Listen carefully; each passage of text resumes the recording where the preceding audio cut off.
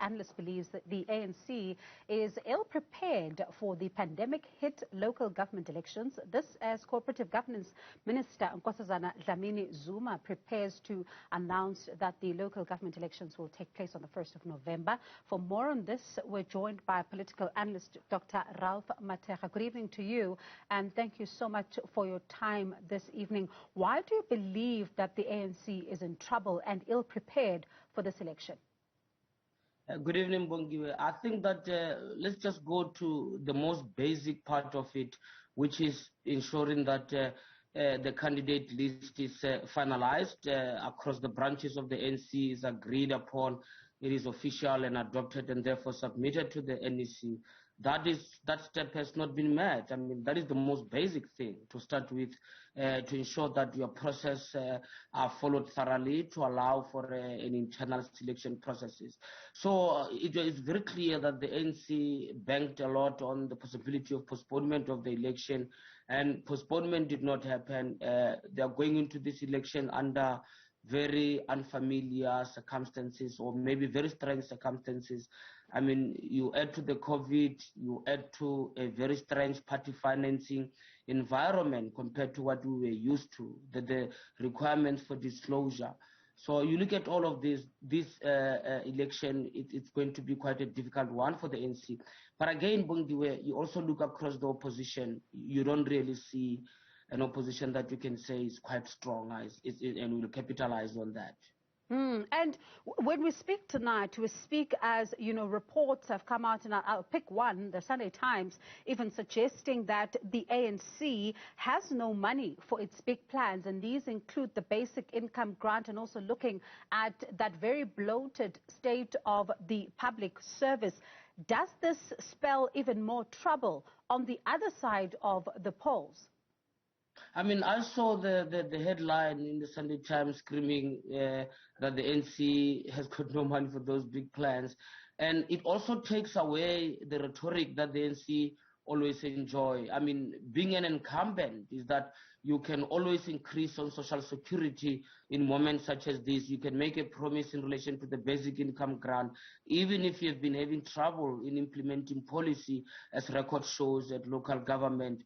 Those kind of sweeteners, if you like, where you are extending the state even more, usually give you a reprieve across the elections when you're going into difficult elections.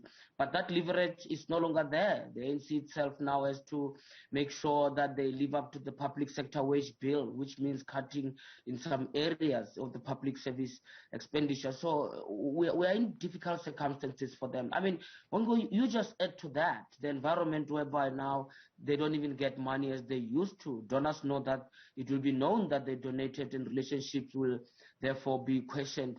It's very difficult for the party. It will be very interesting to see if the party can adapt or can find ways to work around these difficult circumstances. I wonder how much of a further strain is the possibility of cutting the wage bill. I mean, this has been spoken about for so long, but the alliance partners, particularly COSATU, are seeing red over this because it's likely to impact the workers. How much of a strain could it put further on these relations should the party forge ahead with this particular move? I mean, they have to forge ahead to some extent, Bongiwe. They cannot just relent on pressure from alliance forces. But if you look at the party, the NC, when the NC is weak, as it is internally, is quite divided. You don't have a clear sense of coherence when it comes to policy internally. And then you add to that layer of difficulty the situation with alliance partners. I mean, alliance partners are not going to allow the NC to slash the public service wage bill to the extent that the NC want. A compromise will have to be reached. Someone is going to have to walk home with the view that it could have been worse. On the side of government is that they will have to push ahead to some extent, but the backlash with the alliance is that you just cannot go all the way. You've got to always find a way to offset the pain that you are caused on the alliance by such kind of measures. So, I mean, you're going into the elections as well. Does it really allow for such kind of expedition? Who goes into the election, Bongiwe, with an idea of slim budget, that we are going to cut down the budget in many respects? It's never been seen. And when we talk about the confusion, and I mean the confusion, Ralph, we've even seen it at government level, even during the unrest, mixed messaging, and also then at party level, a lot of messages, cross messaging, in fact, that is being put out to members of the public. Will this play a role, though? Or impact the voters, especially because this is a political party that has enjoyed a lot of support at grassroots level. Could the voters be impacted by this confusion? This is going to be a very strong test case, because if you look at this confusion, you look at the policy incoherence, and you look at how that defines the factional lines that persist within the party, it affects the branches of the party. The ANC depends a lot on its branches. Compared to other political parties, is that the campaign of the ANC is usually organic. Even if they are facing the difficulties of having money, if their leaders did not have a credibility crisis, they will still be able to activate volunteers. But the question is, when you come in a moment such as this, people are economically desperate. You have a bad rep whereby people are hearing about allegations of impropriety, new ones and the old ones, and the investigation. And you're going to people's houses, you're doing the door-to-door. It just creates a very not so good environment that you'll be better off not having to deal with that. I mean, when you knock on someone's door, the party is not coherent, the branches are not holding together. How many are going to participate in those? It is also about even getting the critical masses of the branches to carry the campaign. If they can be able to do that, perhaps they'll be able to offset the challenge that come with financial problems. They depend a lot on their members. It means if their structures are not in good health, the membership is going to be affected by that. And also, Ralph, coupled with that is the difficulties that we're seeing at branch level. I mean, that incident in Nanda where we saw people being shot at a meeting, that also adds to this fractured image that the party then has to try and save in public. It also demonstrates, that the stakes are too high. Why is it that people have to lose their lives? I mean, it has become part of reporting that during the time that councillors are being elected, nominated, we have these internal problems. In the previous elections, I remember very well, in the previous local government election, it was the 2016 local government election, there were incidents involving firearms among members in one of the Tshwane branches. I still remember those reports. The stakes are quite high. Members are desperate. The party is incapable of exerting discipline at the center. It's almost like a conglomeration of groups existing across the country, each vying for a small space, while the national leadership of the party is observing, trying to find a way around the challenges. That's just where the ANC is. It sounds to me then like this might be a party that can prepare itself for the possibility of coalition governments? Indeed, in the metros, it looks like things will stand as they are if one looks quite closely.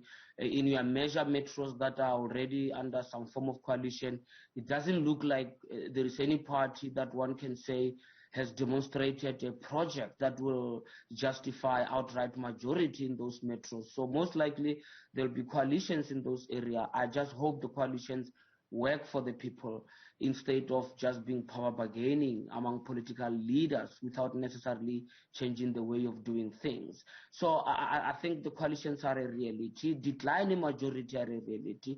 The concern, though, is the opposition that continue to struggle to capitalize on that and be able to craft their own political project or sell their own political project on that. You see the ANC becoming weak. That's the narrative of the election. It still doesn't say the opposition is becoming strong. Another institution that's finding itself under the spotlight here is the IEC. Would you say that, going into this election, its reputation will be under scrutiny, especially given the somewhat have called a self-created crisis that ended up in the courts and also ended up with the IEC then finding itself having to forge ahead with this election? These are difficult circumstances. I mean, we're dealing with unprecedented circumstances whereby we are supposed to hold elections under the COVID. But if one were to look closely as to whether was there any political will to prepare the country to hold elections under the COVID. And Bongi, I'll tell you where I think the political will ought to arise from. It ought to arise from the sensitivity of the trouble at local government level. In my view, and I've argued in my columns before, I've argued in my writing before that if there is anything that we seem to have been preparing for, it is preparation to postpone the election. It seems as if in terms of our conduct, both in terms of government by demonstrating political will, supporting the IEC to realistically prepare for just the occasion, for so the eventuality, or if it so happened that we had to stick to the designated timetable for the election, meaning we will not postpone. But we had not seen any meaningful preparation yielding to saying that what will we do if we are not postponing.